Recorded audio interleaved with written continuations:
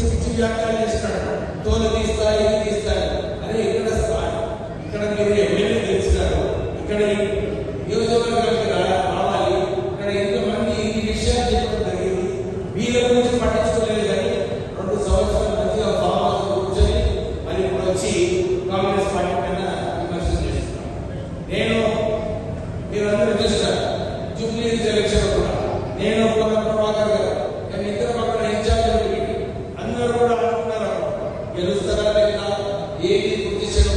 ఎందుకంటే అక్కడ 12 సంవత్సరాలు టీఆర్ఎస్ అక్కడ ఉండే అని సిటీలో కూడా నా కాంగ్రెస్ పార్టీ ఎక్కువ ఓట్లు రాలేదు.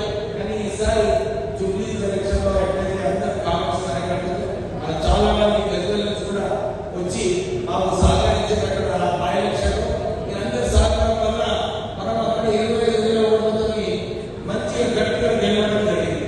ఇది ఒకటి నిదర్శనం అన్నమాట. మన గతంలో కూడా ఈ స్థానాలు సర్పంచ్ ఎలక్షన్ లో మనం గెలిచినాం. దుబ్బాకలో కూడా 56 స్థానాల్లో కాంగ్రెస్ పార్టీ గెలిచింది.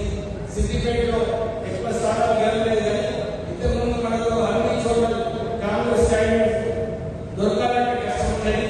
కానీ ఈసారి అన్ని స్థానాలలో మనము సర్పంచ్ క్యాండిడేట్స్ పెట్టగలుగుతాం. అంటే ఏదైతే మనం ఈ రేవంత్ రెడ్డి గారి ఆధ్వర్యంలో మనం కాంగ్రెస్ పార్టీని బలపరచాలి, కాంగ్రెస్ పార్టీని ముందుకు తీసుకెళ్ళాలి.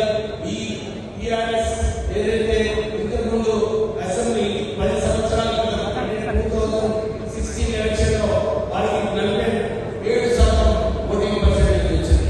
తర్వాత అసెంబ్లీలో 37కి దిగింది. పార్లమెంట్ ఎలక్షన్ లో 17% వచ్చింది. అంటే టీఆర్ఎస్ పార్టీ ఏదైతే వెళ్ళదు టైర్ పంక్చర్ అయ్యి మెల్లగా పోతా ఉంది.